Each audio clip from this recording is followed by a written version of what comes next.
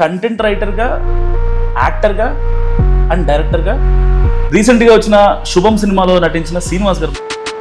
అందరూ ఫోన్ చేసి యాక్టింగ్ చాలా బాగా చేసావు, కామెడీ టైమింగ్ బాగుంది అంటున్నారు. సినిమా డైరెక్షన్ తర్వాత వచ్చిన కాంప్లిమెంట్స్ బాగున్నాయా? ఈ యాక్టింగ్ డైరెక్షన్ నుంచి యాక్టింగ్ వైపు వచ్చాను కాబట్టి ఇది కొంచెం తెలుగు ఫిలిం ఇండస్ట్రీ చాలా క్రియేటివ్ ఫీల్డ్. సో ఏ మాత్రం మీరు ఏమరపాటుగా ఉన్నా వచ్చినే నాకు రాంగ్ వచ్చిన అంటున్నాను. ఎందుకంటే కాస్టింగ్ కోచ్ ఉంటుంది, లేదంటే వాళ్ళని ఇబ్బంది పెడతారు. ఇండస్ట్రీ ఎందుకు కొంచెం డిఫికల్ట్గా ఉంటుంది అంటే, ఒకటి మనం యాక్టర్ అవ్వాలనుకున్నా, డైరెక్టర్ అవ్వాలనుకున్నా వచ్చిన ఎందుకు అవకాశం వస్తుంది? Hi, welcome to Mahanagar. నేను మనోజ్. తెలుగు ఫిలిం ఇండస్ట్రీ రాణించాలంటే చాలా పెద్ద పెద్ద ప్రయత్నాలు జరగాలి. సరే, ఒకవేళ లక్ ఉండి తెలిసిన వాళ్ళు ఉండి వస్తే అది వేరు. లేదు, కంటెంట్తో రావాలంటే చాలా బాధలు పడాలి. అసలు అవి అష్ట కష్టాలు ఉంటాయి. అప్పట్లో సినిమాలు వచ్చినాయి కదా, సో కృష్ణానగర్ కానీ లేకపోతే ఇంకోటి. సో ఇలాంటి నేపథ్యంలో అసలు ఒక కంటెంట్ రైటర్గా, ఇంకా యాక్టర్గా అండ్ డైరెక్టర్గా, సో వైజాగ్ నర్సీపట్నం నుంచి వచ్చిన ఒక కుర్రోడు, నిజంగా యంగ్స్టర్. సో చూస్తే పెళ్ళవలేదు అనుకుంటాం, కానీ అయిందంట. కానీ అలాంటి వ్యక్తి పడ్డ ఇబ్బందులు ఏంటి అసలు? అంటే ఒక స్టార్టింగ్ ఒక ఫ్రెషర్గా ఉండే డైరెక్టర్ పడే ఇబ్బందులు ఏంటి? ఇప్పటిదాకా అసలు ఆయన ఎలాంటి ఫేస్ చేశాడు, లేదంటే ఎవరైనా హెల్ప్ చేశారా? సో ఇలాంటి అంటే ఒక ఫ్రెషర్ తీసుకునే ఒక అప్స్ అండ్ డౌన్స్ మాట్లాడదాం. మనతో పాటు రీసెంట్గా వచ్చిన శుభం సినిమాలో నటించిన శ్రీనివాస్ గారు మనతో ఉన్నారు. సో డైరెక్టర్, యాక్టర్, రైటర్ ఆయనే మనతో ఉన్నారు. ఆయనతో మాట్లాడదాం. నమస్కారం. నమస్కారం. ఎలా ఉన్నారండి? సూపర్. మీరు ఎలా ఉన్నారు? సక్సెస్ని ఎలా ఎంజాయ్ చేస్తున్నారు? So happy brother. అందరూ ఫోన్ చేసి యాక్టింగ్ చాలా బాగా చేసావు, కామెడీ టైమింగ్ బాగుంది అంటున్నారు. సినిమా సూపర్ హిట్ అయింది. So full happy present. అది ప్రీవియస్గా డైరెక్షన్ తర్వాత వచ్చిన కాంప్లిమెంట్స్ బాగున్నాయా?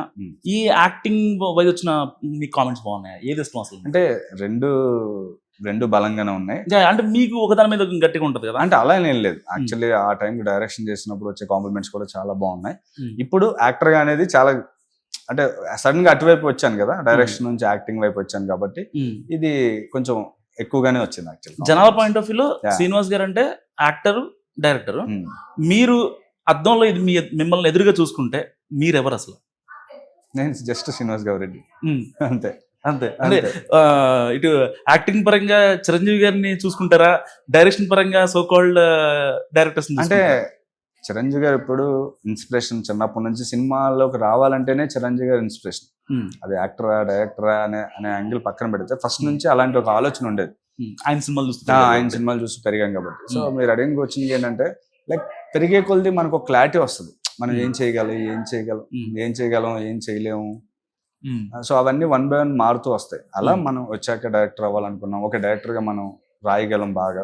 సో అలా డైరెక్టర్ వైపు వెళ్ళాం. ఇది అనుకోని ప్రయాణం. యాక్చువల్లీ యాక్టింగ్ అనేది, యాక్టర్ నేను అవ్వాలని ఇప్పుడు చిన్నప్పుడు అలా సరదాగా అనుకున్నాను తప్ప ఎప్పుడు దాని మీద ఫోకస్ చేయలేదు.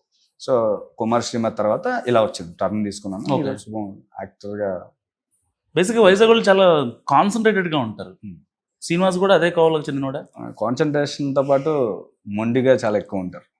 అంటే అవ్వాలి ఏదో ఒకటి. సో గట్టిగా ప్రయత్నం అయితే చేస్తాం. ఎప్పుడు అనిపిస్తుంది అన్న అసలు ఈ అంటే తెలుగు ఫిలిం ఇండస్ట్రీ చాలా క్రియేటివ్ ఫీల్డ్. సో ఏ మాత్రం మీరు ఏమరపాటుగా ఉన్నా తొక్కేస్తారు. అది మీరు చేసినా, మీరు చాలా మంది ఎగ్జాంపుల్ తీసుకొని ఉంటారు, చాలా మంది కనుమరుగైపోయారు, చాలా మంది కొత్త వాళ్ళు వస్తూ ఉంటారు, కొత్త ఎనర్జీ ఎప్పటికప్పుడు అప్డేట్ అవుతూ ఉండాలి. అసలు అంటే మీరు నర్సీపట్నం లాంటి ఒక మారుమూల గ్రామంలో అప్పట్లో 1990 ఆ టైంలో, నేను వచ్చింది 2006-5 అక్కడ ఒక బీజం పడుతుంది కదా మీకు, అంటే నేను చెయ్యాలి అని. మీరు అన్న దాంట్లో తొక్కేస్తారనే పదం తప్పు. ఎందుకంటే ఇక్కడ ఎవరి గురించి ఆలోచించి తొక్కేసేంత టైం ఎవరికి ఉండదు, సీరియస్ గా ఉండదు. కానీ మూవీస్ అంటే ఎవరైనా సరే అంటే లేదు చిరంజీవి గారితో గొడవ అయింది, ఆ ప్రొడ్యూసర్స్ ఎవరు, ఆ డైరెక్టర్స్ ఎవరు రారని చెప్పి జనరల్ గా ఇండస్ట్రీలో టాక్. నేనేమంటే చిరంజీవి గారు అంత పెద్ద వ్యక్తుల గురించి మనం మాట్లాడలేం, కానీ మీరు అన్న పదం ఏదైతే ఉందో తొక్కేస్తా అంటే ఇక్కడ ఎవరి గురించి ఆలోచన టైం ఉండదు బ్రదర్. నేను నీకు నచ్చలేదు అంటే బయటన్నా సినిమా ఇండస్ట్రీలోనైనా సరే, ఓకే నువ్వు నాకు నచ్చలేనప్పుడు నేను దూరం పెడతాను, నీకు నేను నచ్చలేనప్పుడు నన్ను దూరం పెడతావు. అలాంటిది అది బయట జరుగుద్ది, అక్కడ నన్ను జరుగుద్ది. అంతే తప్ప పక్కోళ్ళు ఎదిగేస్తున్నారు అని తొక్కే ఎవరికి ఎంతకాలం ఉంది బ్రదర్. ఎవడ పని అడిగి ఇక్కడ సినిమా ఇండస్ట్రీలో ప్రతి ఒక్కరి ప్రయత్నం వాళ్ళు ఫైట్ చేయాలి. హీరోలకు వాళ్ళకి టెన్షన్ వాళ్ళకుంటే, వాళ్ళ కథలు వినాలి, ప్రొడక్షన్ ఎలా, ఏ డైరెక్టర్తో ప్రతి క్షణం వాళ్ళు వాళ్ళకుంటది. ప్రొడక్షన్ హౌస్లో ఏ కథ ఫైనల్ చేయాలి, ఇలా ఉంటది. ఎవరు ఒకరి గురించి ఆలోచించి వీడి మీద తొక్కేవాలి అని మాత్రం అది ఎప్పటికీ తప్పు. ఒకటి ఏంటంటే, ఒక మనిషి పడలేనప్పుడు, ఎవరికైనా సరే ఒక మనిషి నచ్చలేనప్పుడు ఓకే ఓకే నువ్వు నాకు నచ్చలేదు దూరంగా ఉండు అంటారు అంతే. అదే కొన్ని గాసిప్స్ ఇంకా అలా వెళ్తా ఉంటాయి. సో అది తప్పు. రెండోది ఏంటంటే ఇంకా లైక్ ఇండస్ట్రీ అన్నారు మీరు అన్నారు. సో మనం ఊరి నుంచి చిన్నప్పటి నుంచి చిరంజీవి గారి ఫ్యాన్ యాక్టర్ అలా అన్ని ఉన్నప్పుడు పూరి జగన్నాథ్ గారు వచ్చారు మా ఊరు పక్క నుంచి నర్సీపట్నంలో. ఆయన డైరెక్టర్ అయ్యారు మా పక్క విలేజ్ లో. సో ఆయన అయినప్పుడు మనకు ఒక ధైర్యం వస్తుంది. మన పక్క ఊరు నుంచి ఒక ఆయన అయ్యారు, ఆయన ఇవ్వగలిగాడంటే మనం కూడా అవ్వచ్చు, ప్రయత్నం చేయొచ్చు. వైనాట్ రజనీ అనుకున్నారా? వైనాట్ రజనీ అంత పెద్ద కాదు కానీ అలాంటి పెద్ద ఆలోచనలు లేవు కానీ ఓహో సినిమా ఇండస్ట్రీ మనకు అందకుండా అంత దూరంలో ఏం లేదు, మనం ప్రయత్నం చేయొచ్చు వెళ్ళి. అంటే మన పక్కూరు ఆయన ఎంత పెద్ద డైరెక్టర్ అయ్యారు, సక్సెస్ అయ్యారు, సో మనం కూడా అవ్వగలం అని ఒక నమ్మకం క్రియేట్ అవుద్ది కదా. అలా మాకు నమ్మకం కలిగింది అనమాట. సో అక్కడ నుంచి అప్పుడు నేను ఓకే మనం చేయగలం అని ప్రయత్నంతో ముందుకు వచ్చాను. మీ ఫ్రెండ్స్ ఎవరన్నా అనేవాళ్ళు అన్నా, అరే శ్రీనివాస్ నువ్వు మామూలు కదరా, నువ్వు హీరో మెటీరియల్ రా, డైరెక్టర్ మెటీరియల్ రా నువ్వు. ఊళ్ళో ఎవడు అనలేదు, ఊళ్ళో ఎవడు నువ్వు హీరో డైరెక్టర్ ఇలా ఎవడు అనలేదు. మీ స్క్రీన్ ఊళ్ళో ఉన్నప్పుడు ఏంటంటే సరదాగా డాన్స్ చేసేవాళ్ళని, యాక్టింగ్ ఏదైనా నాటకం ఉంటుంది అలా ప్లే చేసేవాడిని. అట్లా ఉన్నప్పుడు క్లాప్స్ కొట్టేవారు, చాలా బాగుందిరా అసలు ఎర కొట్టేసి అనేవారు తప్ప నువ్వు అలా ఉంటావు ఇలా అవుతావు అని ఎప్పుడు అనలేదు. స్కూల్లో టాపర్ అన్నా మీరు? దేనిలో? స్కూల్. ఇప్పుడు ఫ్యాక్ట్స్ బయటకు లేదు. అంటే ఇన్ని ప్యారల్ గా ఇన్ని మేనేజ్ చేసుకుంటాను. టాపర్ అయి ఉంటే నేను ఇక్కడికి వచ్చేవాడిని కాదు కదా బ్రదర్. టాపర్ అయి అంటే వాటికి ఏ ఉద్యోగం చేసుకుని బాగా ఎందుకు లేదు లెక్కల మాస్టర్లు అంటే వచ్చారు కానీ నన్ను మా పేరెంట్స్ రానిచ్చేవారు కాదేమో అంటున్నారు. తక్కువ మంది కదా ఫ్యామిలీ ఇప్పుడు సుకుమార్ గారు వచ్చు, శ్రీకర్ గారు వచ్చు, అంత చదువుకుని అంత తోపు అయిన తర్వాత అంత నాలెడ్జ్ ఉన్న తర్వాత ఇంట్లో రావడానికి చాలా డేరింగ్ కావాలి. ఎందుకంటే పేరెంట్స్ చాలా భయపడతా ఉంటారు కదా ఏమైపోతాడు. ఇప్పుడు లెక్కల మాస్టర్ సుకుమార్ గారు అంత చదువుకొని చేస్తూ ఇప్పుడు ఆయన ఇండస్ట్రీకి వస్తున్నారు అంటే ఆయన ధైర్యం ఉండొచ్చు, వెనకాల ఫ్యామిలీ చాలా భయపడతారు. ఎందుకంటే ఇప్పుడు ఉద్యోగం వదిలేసి సినిమాకి వెళ్తున్నారు అని చాలా ఎలా ఉంటదని భయపడి ఉంటారు. రేపొద్దున పెళ్లి అవుతుంది, అన్ని రకరకాలుగా ఉంటాయి కదా. సో ఆ భయం మనకు లేదు, ఎందుకంటే మనం అంత టాపర్ కాదు కాబట్టి. మీ ఫ్రెండ్ సర్కిల్ ఎట్లా ఉంటది అన్న? అంటే చిల్ ఉంటదా? నాకున్న సర్కిల్ ఫ్రెండ్స్ ఎక్కువ ఉంటుంది. నా ఫ్యామిలీ కన్నా నా ఫ్రెండ్స్ ఎక్కువ ఉన్నారు. నా ఫ్రెండ్స్ వల్ల నేను ఈ రోజు ఎంతవరకు ఉన్నానంటే only because of friends. Okay, వాళ్ళు బాగా సపోర్ట్ చేస్తారు అయితే. ఎప్పుడు నేను ఫస్ట్ నుంచి ఈ రోజు వరకు నా ఫ్రెండ్స్. మీ స్ట్రగ్లింగ్ డేస్ లో వాళ్ళ ఎప్పటికీ అంటే ఎగ్జాంపుల్ ఒకటి చెప్పండి ఎట్లా అంటే అంటే ఇప్పుడు మనం డైరెక్షన్ ట్రై చేసావచ్చు ఫస్ట్ సినిమా, తర్వాత మళ్ళీ ఇంకో సినిమా మధ్య గ్యాప్ వచ్చింది. ఈ గ్యాప్ లో ఫైనాన్షియల్ అవ్వచ్చు, మనోధైర్యం కోల్పోతాం ఒక్కొక్కసారి. ఏంటి ఒకసారి ఇలా జరుగుతుంది ఏంటి మనకే అవుతుంది, ఒకసారి కథ ఓకే ముందుకు వెళ్ళకపోవచ్చు, అంతా ఓకే అయిన ప్రాజెక్ట్ ముందుకు వెళ్ళకపోవచ్చు. ఇవన్నిటికి ఒక ఎవరు ఉంటారంటే బలమైన వాళ్ళు ఫ్రెండ్సే. అది బయట ఫ్రెండ్స్ వేరే యాంగిల్లో అంటే లైక్ మనకి ఫైనాన్షియల్ గా సపోర్ట్ చేయరు, బట్ ఇండస్ట్రీలో ఫ్రెండ్స్ ఉంటారు, వాళ్ళు మనకి ప్రాక్టికల్ చెప్పి ముందుకు నడిపించే ఫ్రెండ్స్ ఉంటారు. అలా నాకు కొంతమంది ఎక్కువ ఫ్రెండ్సే ఉన్నారు యాక్చువల్ ఇండస్ట్రీ.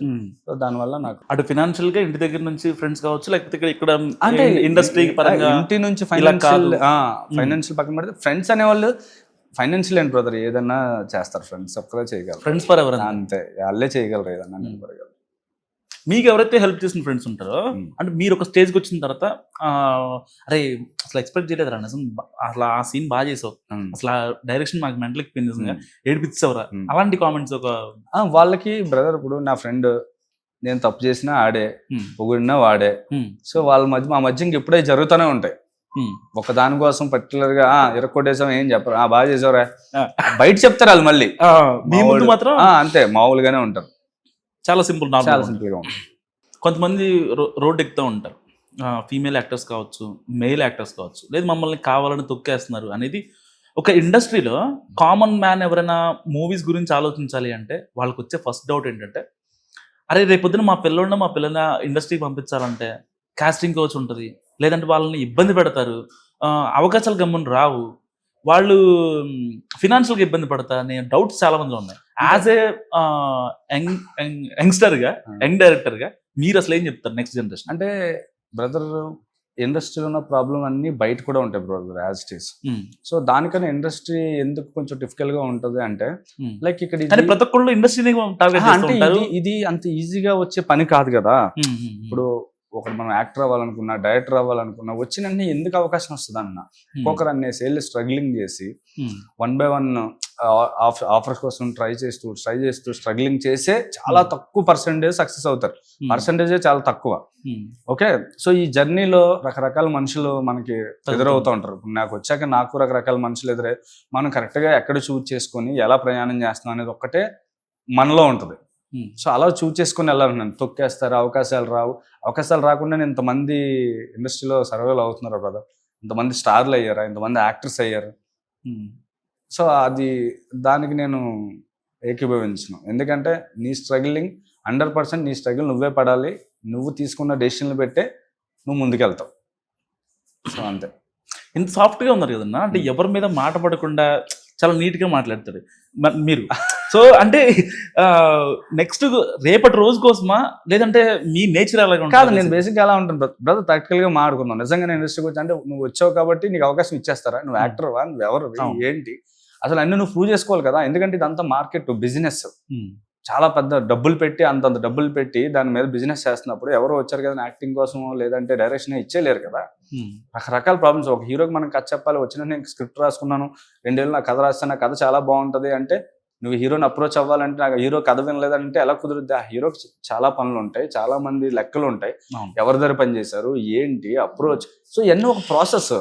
అలా కాకుండా ఇప్పుడు మీరు రేపు పొద్దున్న స్టార్ ప్రొడ్యూసర్ అయ్యారు, స్టార్ డైరెక్టర్ అయ్యారు, హీరో అయ్యారు, మీ దగ్గరకు వచ్చి ఎవరో వచ్చేసి నేను కథ చెప్పేస్తాను సార్, 4 ఏళ్ళ నుంచి ఇండస్ట్రీలో ట్రై చేస్తాను, ఎవరు అవకాశం లేదు, మిమ్మల్ని తిడితే తప్పు కదా.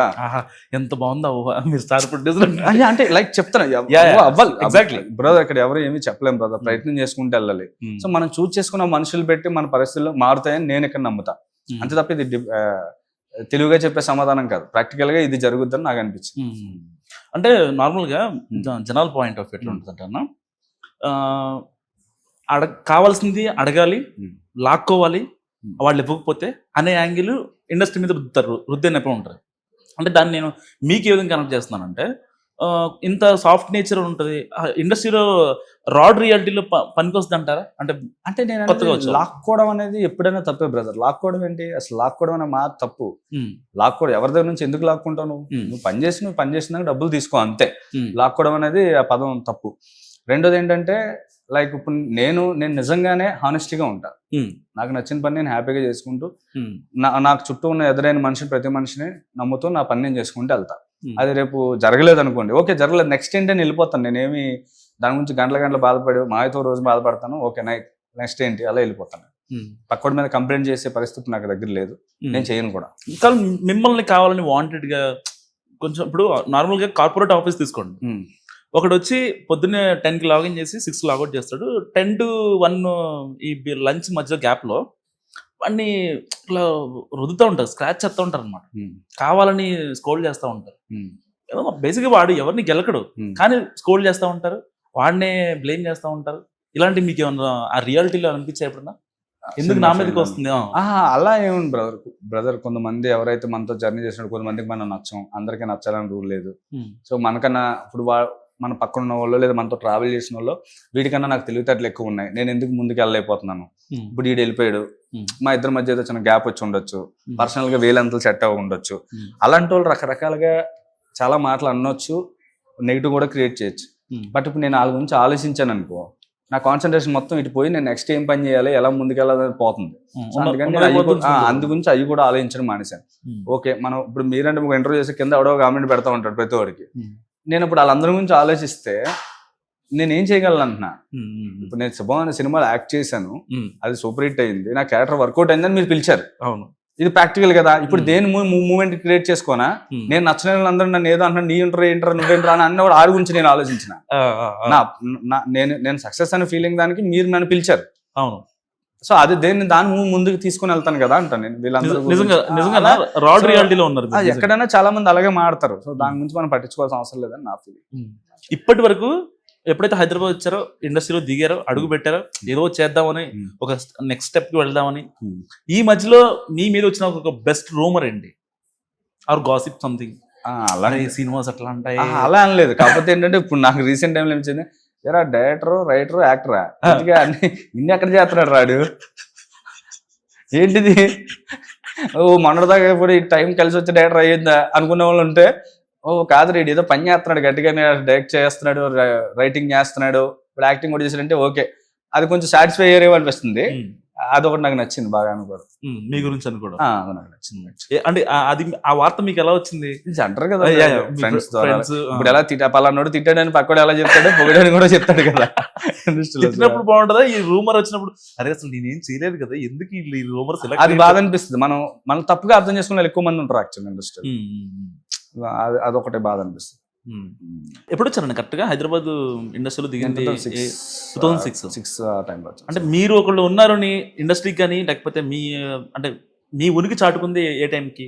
అంటే నా ఉనికి ఇంకా నేను బలంగా చాటుకున్నాను నేను లేదు, అంటే లైక్ అంటే అది నేను ఉన్నానని తెలుసు అనడం ఏంటంటే చూస్తే వెంటనే గుర్తుపడతా. అరే ఆయన పేరు గుర్తురాకపోయినా చూడగానే అరే నేను అక్కడ చూసాం. అంటే 2 సినిమాలు డైరెక్ట్ చేశాం కదా. ఫస్ట్ సినిమా చేసినప్పుడే అది బెస్ట్ మూమెంట్. అప్పటికే ఫస్ట్ సినిమా చేసాం అన్న ఫీలింగ్ అయితే మాత్రం చాలా గొప్ప ఫీల్. ఫన్ ఏమి ఉండదన్న మీకు? ఫుల్ ఉంటుంది. ఎంటర్టైన్మెంట్ ఎందుకు ఉండదు? ఎంటర్టైన్మెంట్ లేకుండా వర్క్ లో కాదు, నార్మల్ బయట కూడా ఫుల్ ఎంటర్టైన్మెంట్ ఉంటుంది. మొత్తం సినిమా వాళ్ళు ఉంటారు చుట్టూ, నా ఫ్రెండ్స్ ఉంటారు. ఏం చేస్తారంటే నార్మల్ గా ఫ్రెండ్స్ తో కలిసినప్పుడు? సీక్రెట్స్ చెప్పకూడదు. సీక్రెట్స్ ఫ్యామిలీ టైం కేటాయిస్తారన్నా? తక్కువ కొంచెం. బట్ ఎవరిని అడిగారా ఏంటి నిజంగా శ్రీనివాస్ పెళ్ళైందా అని ఎవరన్నా వినిపిస్తుంటాయి కదా. ఇప్పుడు పెళ్లి చేసుకున్నాను అడుగుతారు. ఆన్ సెట్స్ లో ఎలా ఉంటుంది? ఆన్సర్స్ లో కొంచెం తక్కువ మంది అడుగుతారు లే బ్రదర్. అక్కడికి వచ్చాక అంటే లైక్ ఇప్పుడు నేను డైరెక్టర్ గా ఉన్నప్పుడు ఎవరు అడగరు. ఎంత మటుకు పేపర్ స్క్రిప్ట్ అంతే ఆ పనిలో ఉంటాయి ఐదులో ఉంటారు. ఎప్పుడు అనిపించింది అన్న అసలు ఎందుకు వచ్చాను రా ఈ ఇండస్ట్రీకి, అసలు అనవసరంగా వచ్చా నేను అని ఒక అనిపించిన ఒక వరస్ట్ పీరియడ్ ఉంటుంది. ఆ పీరియడ్ లో అనిపించింది యాక్చువల్లీ. ఒక పీరియడ్ ఉంటుంది కదా, ఒక టైం. అంటే మీరు ఫినాన్షియల్ స్టార్టింగ్ స్టేజ్ లో వచ్చిన తర్వాత మధ్యలో స్టార్టింగ్ లో అనిపించింది, ఒక టైంలో అనిపించింది చాలా. అంటే ఆ ఇబ్బందుల టైంలో చాలా అనిపించింది. అంటే మీరు స్టోరీస్ తీసుకెళ్ళి అప్పుడు కాదు, దానికన్నా ముందు వచ్చిన కొత్తలో మనకి పరిచయాలు లేక ఎలా వెళ్ళాలి, ఏ మూమెంట్ అవ్వాలి కదా. ఆ టైంలో ఏంటి మనకి ఎవరో కనిపించట్లేదు, దారి కనిపించట్లేదు, ఎందుకు వచ్చామా అనే ఒక ఫీలింగ్ అయితే ఒకసారి అనిపిస్తుంది. 2-3 సార్లు అనిపిస్తుంది. డబ్బు ఖర్చు పెట్టాలని ఆ టైంలో చాలా బాధగా ఉంటుంది కదా. డబ్బు ఉండాలి కదా ఖర్చు పెట్టడానికి. అసలు ఉన్న 100 రూపాయలు 200 భోజనానికో రూమ్ కో ఈ కష్టాలే ఉంటాయి కదా.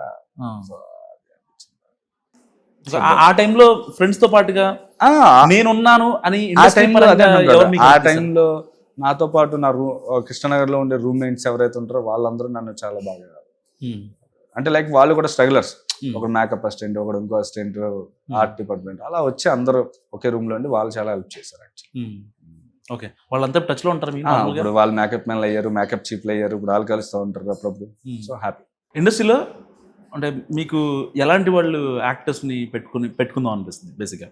యాజ్ అ డైరెక్టర్ గా ఒక ట్రెడిషనల్ వే చూపిద్దాం అని ఉంటుందా, లేదు ఒక వెస్ట్రన్ వేలో చూపిద్దాం ఉంటుందా, లేదు ఒక మీరు ట్రెడిషనల్ వేలో అనుకున్నారు 35 రీసెంట్ గా మూవీ ఒకటి వచ్చింది, దాంట్లో ఒక హీరోయిన్ చాలా ట్రెడిషనల్ గా చూపించాలి. సో ఈవిడ ఇంతకు ముందు దాకా మంచి వెస్ట్రన్ లో యోయో హనీ సింగ్ ఆర్లో ఆవిడని మీరు ట్రెడిషనల్ గా చూపించాలంటే ఒక పెద్ద టాస్క్ బేసిక్గా. ఎందుకంటే వ్యూవర్స్ యాక్సెప్ట్ చేయాలి, అసలు ఆవిడకి ముందు ఇది చేయాలి. అలాంటి ఒక టఫ్ సిచ్యువేషన్ లో మీరైతే నన్ను డైరెక్టర్ గా మీరు అడుగుతున్నారా? యాజ్ అ డైరెక్టర్ మిమ్మల్ని అడుగుతున్నా. కాదు బ్రదర్, డైరెక్టర్ గా ఏంటంటే స్క్రిప్ట్ ని డిమాండ్ పెట్టి అందరూ చేస్తారు. ఒక ట్రెడిషనల్ సినిమా అలా కాదు, దాని ఆన్ డిమాండ్ ఇంకా అసలు వెస్ట్రన్ వాళ్ళు కంప్లీట్ లుక్ వాళ్ళది వెస్ట్రన్, వాళ్ళని ఒక ట్రెడిషనల్ వేలోకి తీసుకోవాలి. అలా కాదు బ్రదర్. ఎగ్జాంపుల్ అంటే నువ్వు క్వశ్చనే నాకు రాంగ్ క్వశ్చన్ అంటున్నాను. ఎందుకంటే యాక్ట్రెస్ మన అవతల డైరెక్టర్ కి ఏం కావాలో చేసేస్తారు. ఇప్పుడు నయనతార గారు దాని ముందు చాలా సినిమాల్లో ఒకలా కనిపించారు, వెస్టర్న్ అది కనిపించిన ఒక్కసారిగా బాలకృష్ణ గారితో మనం బాపు గారు డైరెక్ట్ చేసిన సినిమా సీతలాగా చేశారు, శ్రీరామరాజ్యం. మరి దాన్ని ఎలా చెప్తాం మనం? సో నేనేమంటానంటే యాక్ట్రెస్ అనేవాళ్ళు అంటే అక్కడ దాని వెనకాల అది డైరెక్టర్ ఒక స్క్రిప్ట్, ఆయన ఒక రాసుకున్న కథను పెట్టి సో అది డిజైన్ చేసేస్తారు. ఆల్మోస్ట్ ఆల్ యాక్టర్స్ కూడా ఈజీగా చేసేస్తారు బ్రదర్. సో అదేమి నాకు తెలిసి వాళ్ళ స్క్రిప్ట్ కి వాళ్ళ రైటింగ్ కి సంబంధించి ప్రిపేర్ చేసుకున్న తప్ప దేవుడు అది ఒక్కొక్క డైరెక్టర్ ఒక్కొక్క తీరులో ఉంటుంది పని చేసే కదా. రాజధాని గారితో పనిచేస్తారు కదా, అంటే ఆయనతో మీ ఎక్స్పీరియన్స్ ఏంటి అసలు? అంటే ఫ్లెక్సిబుల్ ఆయన? చాలా ఫ్లెక్సిబుల్ బ్రదర్, నాకు ఫ్రెండ్ అయినా బెస్ట్ ఫ్రెండ్. సో ఆయనతో నాకు చాలా ఫ్లెక్సిబుల్. సో 2 సినిమాలు నేను డైరెక్ట్ చేశాను. అవును, అనుభవించు రాజు ఒకటి, సీతమందల. ఈ 2 సినిమాలు తీసిన తర్వాత ఇంక నేను ఇంకొంచెం బెటర్గా అయినా చేయగలను, లేదంటే ఇంకొంచెం బడ్జెట్ పెంచినా చేయగలను అనే కాన్ఫిడెన్స్ వచ్చిందా, లేదంటే నేను కరో డైరెక్టర్ని అనే ఒక కాన్ఫిడెన్స్ ఉందా మీలో బడ్జెట్ పరంగా ఆ and మీ budget confidence? పరంగా ఆ సినిమాల వరకు నేను చాలా హ్యాపీ బ్రదర్. నా నేను చేసిన 2 సినిమాలు నాకు హ్యాపీ. Hmm. నా ప్రొడ్యూసర్లు చాలా హ్యాపీ ఫైనాన్షియల్ గా. ఓకే. ఫైనాన్షియల్ గా చాలా హ్యాపీ. దీని తర్వాత ఇమ్మీడియట్లీ నేను సినిమా కమిట్ అయ్యాను. అది వెరీ సూన్ అనౌన్స్ చేసేస్తాం. Hmm. సో ఆ సినిమాల్లో అంటే లైక్ ఆ స్క్రిప్ట్లకి అంతే స్కేల్ ఉన్న సినిమాలు ఇప్పుడు స్కేల్ మార్చి కొంచెం పెద్ద స్కేల్లో ఒక సినిమా ప్రయత్నాలు జరిగాయి. అది వెరీ సూన్ అనౌన్స్ చేస్తాం. Okay, next next. Script. Next ఉంది ఇంకా. ఆయనతో చేసిన సినిమాలకి డబ్బులు ఎంత ఇస్తున్నారు అన్న డైరెక్షన్ పరంగా, బడ్జెట్లో ఎంత అని ఉంటుందా? బేసిక్గా నేను వింటా ఉంటా, డైరెక్షన్ లేదు డైరెక్టర్స్ ఇంత డిమాండ్ చేస్తారు, పలానా ఒక సినిమా 25 CR అంటే ఒక 25% వీళ్ళకే ఉంటుంది, వీళ్ళు ఇట్లా షేర్ తీసుకుంటారు అని కొన్ని మీమ్స్ కూడా వస్తూ ఉంటాయి. General common man's point of view అంటే అది మీరు ఎంత ఇస్తున్నారు, ఎలా ఉంటుంది అసలు? అలా కదా, అంటే స్టార్టింగ్ స్టేజ్ లో కదా నా బడ్జెట్ ఒకటి ఉంటుంది, దాన్ని నాకు ఇచ్చేస్తారు అంతే. అక్కడ బార్గెన్స్ ఉండవు, లేదండి మాకు ఎంత కావాలి అలా ఏముండవు. అది అడిగిన దాన్ని బట్టి ఉంటుంది. మనం అడిగిన దాన్ని బట్టి వాళ్ళు బార్గెన్ చేస్తారు ఉంటాయి అవన్నీ మామూలుగా. మన స్టోరీ డిమాండ్ ఉంటుంది దాంట్లో. అంతే కదా, మన కథ మాటలు అన్ని మనం పెట్టి ఉంటే దాని ఒకటి ఉంటుంది, అలా ఉంటాయి. దేనికి అది ఇన్నాళ్ళ మీ కెరియర్ లో దాదాపుగా 15 years ఏం నేర్చుకున్నారన్న అసలు? ఏది మనం అనుకున్నట్టు జరగదు, మనకు పని చేసుకుంటూ వెళ్ళిపోవాలి, రిజల్ట్ తర్వాత చూద్దాం. దాదాపు మీకు 10 years పట్టింది కదా అవును ఒక సక్సెస్ చూడడానికి. అవును మీ సెల్ఫ్ గా సరే బయట ప్రపంచాన్ని పక్కన పెట్టండి, మన పని మనం సిన్సియర్ గా చేసుకుంటూ వెళ్ళాలి, రిజల్ట్ అనేది తర్వాత విషయం. అదొకటే అనుకుని నా పని నేను చేస్తాను. Yeah, thank you so much అన్న. సో మాకు మంచి టైం ఇచ్చినందుకు మాకు. యా, ఇది సో చూసారు కదా శ్రీనివాస్ గారి మాటలు. సో నెక్స్ట్ అప్కమింగ్ ఎవరైతే ఉంటారో వాళ్ళకి ఒక మంచి మెసేజ్ షేర్ చేస్తారు అన్న. నిజంగా ఆయన పడ్డ బాధలు కావచ్చు, ఎక్కడో అంటే చాలా మందికి ఉంటుంది ఇండస్ట్రీలోకి వస్తే మనం సర్వైవ్ అవుతామా లేదా అనే డౌట్స్ చాలా మందిలో ఉంటాయి. సో నిజంగా ఆయన రావడం, ఆయన వచ్చి ఆయన పూజ 10 years పట్టింది. సో వచ్చేవాళ్ళు కూడా మెల్లగా రావచ్చు. సో చూస్తూనే ఉండండి మహానగర్.